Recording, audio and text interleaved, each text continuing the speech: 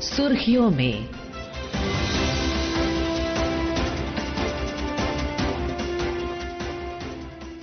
ये आकाशवाणी है। प्रस्तुत है कार्यक्रम सुर्खियों में। इसके अंतर्गत सुनिए, बदलते वैश्विक परिदृश्य में भारत इस्राइल विशेष रणनीतिक साझेदारी पर चर्चा। इसमें भाग ले रहे हैं पूर्व राजदूत अनिल वाधवा। कार्यक्रम का संचालन कर रहे हैं सिद्धार्थ सिंह। नमस्कार श्रोताओं, कार्यक्रम सुर्खियों में आपका स्वागत है। मैं हूं सिद्धार्थ सिंह। भारत और इस्राइल के संबंध पिछले कुछ दशकों में तेजी से विकसित हुए हैं। आज ये रिश्ता केवल रक्षा और सुरक्षा तक सीमित नहीं है, बल्कि विज्ञान एवं प्रौद्योगिकी, नवाचार, कृषि, जल प्रबंधन, साइबर सुरक्षा, अंतरिक्ष, स्वास्थ्य, व्यापार और निवेश जैसे अनेक क्षेत्रों तक फैल चुका है। कल इस्राइल के प्रधानमंत्री बेन्यामिन नेतन्याहू ने प्रधानमंत्री नरेंद्र मोदी से फोन पर चर्चा की। दोनों देशों के नेताओं ने Bharat Israel special strategic partnership में लगातार हो रही प्रगति की समीक्षा की। साथ ही दोनों देशों के परस्पर लाभ के लिए अलग अलग क्षेत्रों में आपसी सहयोग को और मजबूत करने के अपने संकल्प को दोनों देशों ने दोहराया। इससे पहले फरवरी 2026 में प्रधानमंत्री नरेंद्र मोदी की इस्राइल यात्रा के दौरान दोनों देशों ने अपने संबंधों को एक नई ऊंचाई देते हुए शांति, नवाचार और समृद्धि के लिए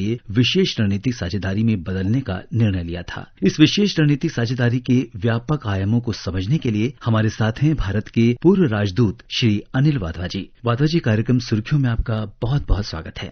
धन्यवाद। सबसे पहले सर, आपसे ये समझना चाहेंगे कि भारत और इस्राइल के बीच पहले से ही रणनीतिक साझेदारी थी। ऐसे में अब विशेष रणनीतिक साझेदारी का वास्तविक अर्थ क्या है? दोनों राष्ट्राध्यक्षों के बीच फोन पर बात हुई, तो इसकी प्रगाढ़ता और इसको लेकर जो सीरियसनेस है दोनों नेताओं के बीच में, तो क्या इसमें नया जुड़ाव हो रहा है? देखिए, पश्चिम एशिया एक व्यापक परिवर्तन का साक्षी बन रहा है और कुछ दशक पहले तक ये क्षेत्र मुख्यतः तेल और संघर्षों के संबंध में देखा जाता था जी। लेकिन आज वैश्विक निवेश, डिजिटल अवसंरचना, तकनीकी नवाचार और समुद्री संपर्क और लॉजिस्टिक्स का एक महत्वपूर्ण केंद्र बनकर उभर रहा है और भारत के लिए ये क्षेत्र विशेष महत्व रखता है। अब इस व्यापक परिप्रेक्ष्य में इस्राइल भारत का एक अत्यंत महत्वपूर्ण रणनीतिक साझेदार बनकर उभरा है। वो इसलिए है क्योंकि भौगोलिक दृष्टि से छोटा होने के बावजूद इस्राइल आज विश्व के अग्रणी नवाचार केंद्रों में गिना जाता है। तो आपने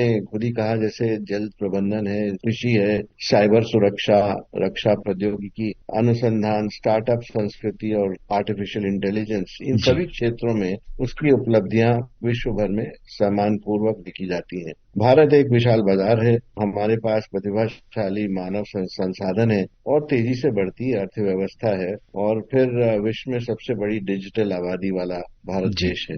तो हमारी जो क्षमताएं हैं एक दूसरे के पूरक है और यही इस साझेदारी की सबसे बड़ी शक्ति है। आपने प्रधानमंत्री नेतन्याहू की बातचीत का भी जिक्र किया, तो भारत इजरायली संबंधों को नई ऊंचाई देने में राजनीतिक नेतृत्व की बहुत महत्वपूर्ण भूमिका रही है। हम देखें, जुलाई 2017 में जब प्रधानमंत्री मोदी इजरायल के दौरे पर गए थे, उस समय से आज तक दोनों देशों के संबंधों में एक ऐतिहासिक मोड़ ले लिया है और इस दौरान दोनों नेताओं ने कई बार एक दूसरे के समक्ष आत्मीयता दर्शाई है। निश्चित रूप से कूटनीति राष्ट्रों के बीच संचालित होती है, व्यक्तियों के बीच नहीं होती। फिर भी जब भी हमने देखा है, जब भी प्रधानमंत्री मोदी और प्रधानमंत्री नेतन्याहू मिले हैं जी, तो उनके बीच स्थापित विश्वास ने दोनों देशों की साझेदारी को एक नई दिशा प्रदान की है। जी, जैसा कि हमने पहले भी जिक्र किया कि भारत और इस्राइल के संबंधों की चर्चा अक्सर हम डिफेंस की बात करते हैं, यानी रक्षा सहयोग के संदर्भ में इसकी चर्चा होती है, लेकिन ये साझेदारी रक्षा से बढ़कर अब तकनीकी, कृषि है, स्वास्थ्य है, नवाचार तक पहुंच चुकी है। इस बदलाव को आप किस तरीके से देखते हैं? क्या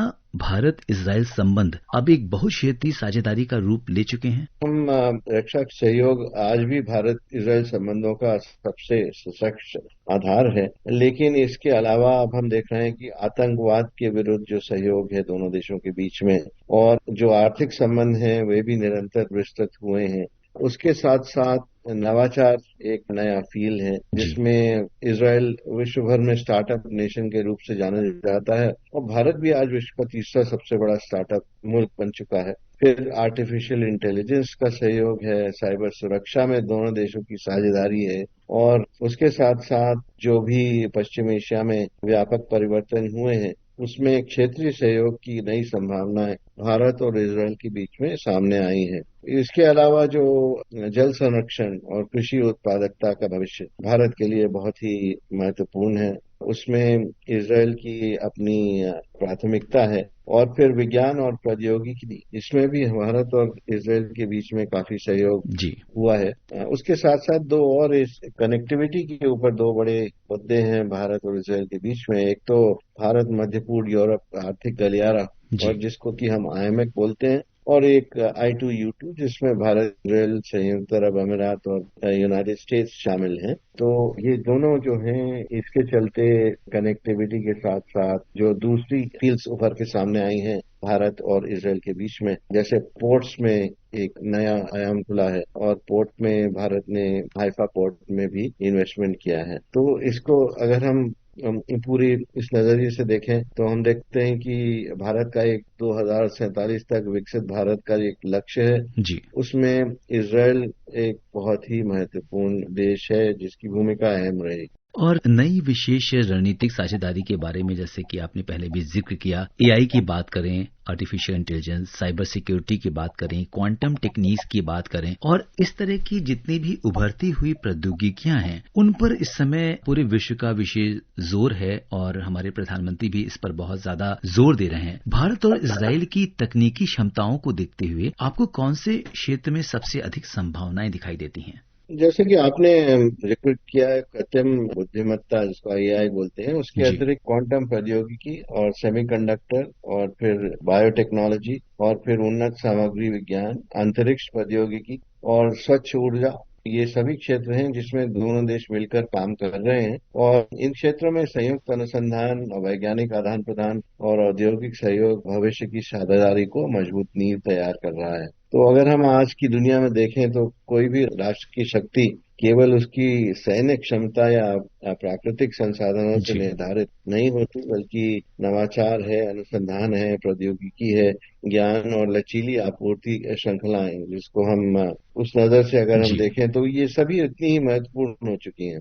और भारत और इजरायल की साझेदारी इन्हीं आधारों पर विकसित हो रही है। एक जी और भारत के पास विशाल प्रतिभा है, और दूसरी ओर इजरायल के पास अनुसंधान है, नवाचार है और आधुनिक प्रौद्योगिकी का उत्कृष्ट क्षमता है। तो यही परस्पर जो पूरकता हम देखते हैं दोनों देशों की साझेदारी को जी भविष्य के लिए और अधिक सुदृढ़ बनाएगी। बिल्कुल, ये साझेदारी और ज्यादा मजबूती से आगे बढ़ेगी। भारत और इजरायल दोनों वादवाजी आतंकवाद और सुरक्षा चुनौतियों का सामना करते रहे हैं। आतंकवाद के खिलाफ सहयोग में खुफिया जानकारी, साइबर सुरक्षा और सीमा सुरक्षा जैसे क्षेत्रों में दोनों देशों के बीच किस तरह का सहयोग आगे बढ़ सकता है?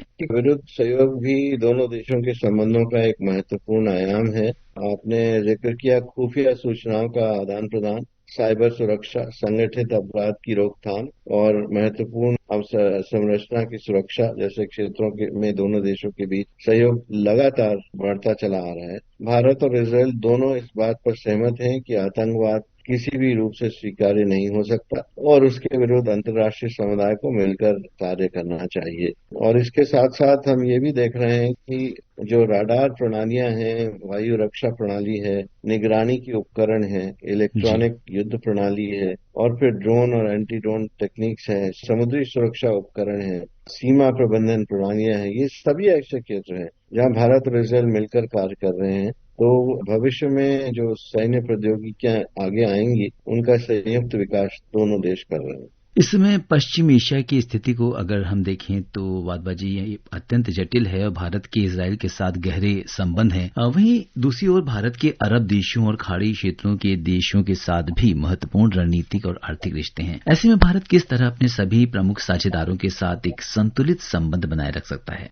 भारत और इजरायल के संबंधों का विकास वस्तुतः भारत की विदेश नीति के विकास की भी एक कहानी है कि जैसे जैसे भारत आर्थिक और सामरिक दृष्टि से अधिक आत्मविश्वास विश्वासी और प्रभावशाली बन रहा है, वैसे वैसे उसने अपने राष्ट्रीय हितों के अनुरूप स्वतंत्र विदेश नीति का संचालन किया है। और यही कारण है कि आज भारत एक और इजरायल के साथ अत्यंत घनिष्ठ सामरिक संबंध बनाए हुए है, वहीं पर दूसरी ओर फिलिस्तीनी जनता की वैध आकांक्षाओं और दो राष्ट्र समाधान के अपने दीर्घकालीन समर्थन पर भी दृढ़ता से कायम है। तो यही संतुलित दृष्टिकोण आज भारत कूटनीति की सबसे बड़ी विशेषताओं में एक माना जाता है। और यदि हम वर्तमान वैश्विक परिदृश्य पर दृष्टि डालें तो पाएंगे कि अंतर्राष्ट्रीय व्यवस्था एक बहुत गहरे परिवर्तन के दौर से गुजर रही है, क्योंकि महाशक्तियों के बीच प्रतिस्पर्धा बढ़ रही है और फिर नई प्रौद्योगिकी और आर्थिक शक्ति और राष्ट्रीय सुरक्षा दोनों को प्रभावित कर रही है। तो इसी प्रकार पश्चिम एशिया भी व्यापक परिवर्तन का साक्षी बन रहा है। और कुछ दशक पहले हमने देखा था कि ये क्षेत्र मुख्यतः तेल और संघर्षों के संबंध में देखा जाता था जी।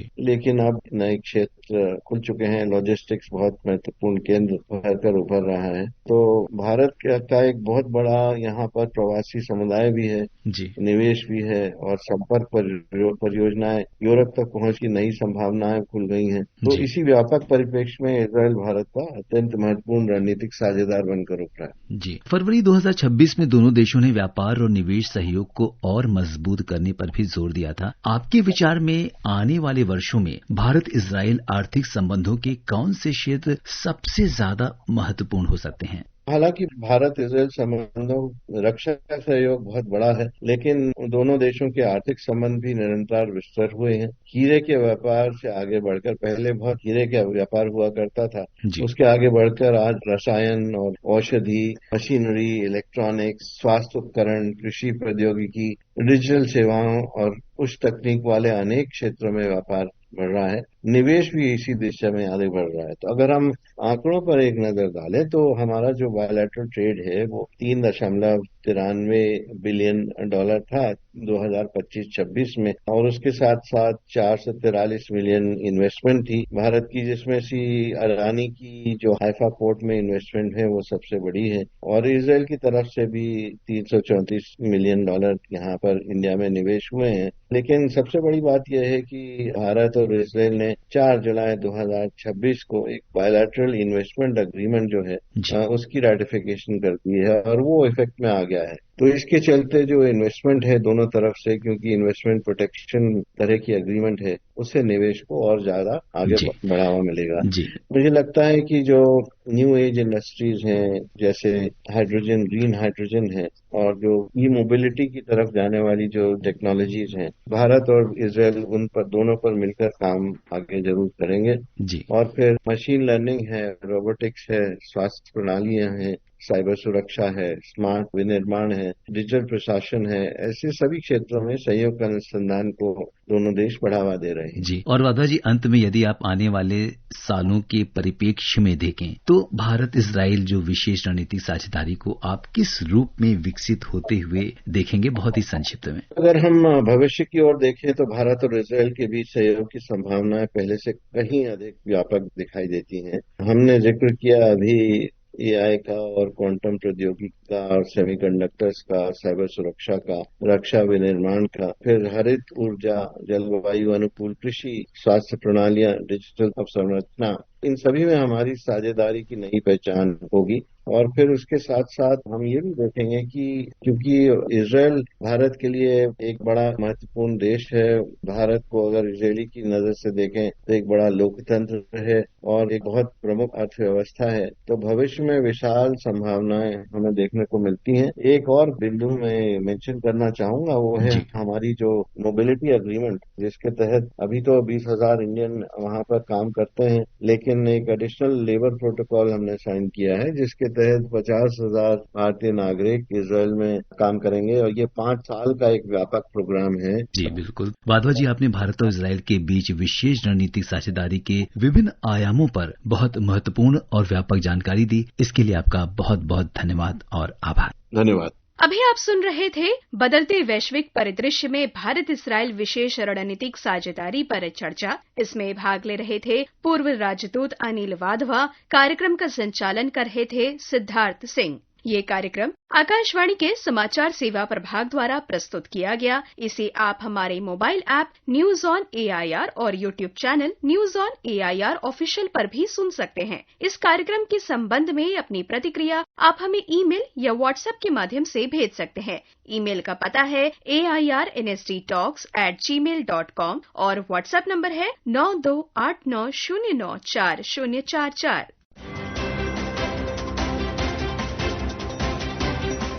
सुर्खियों में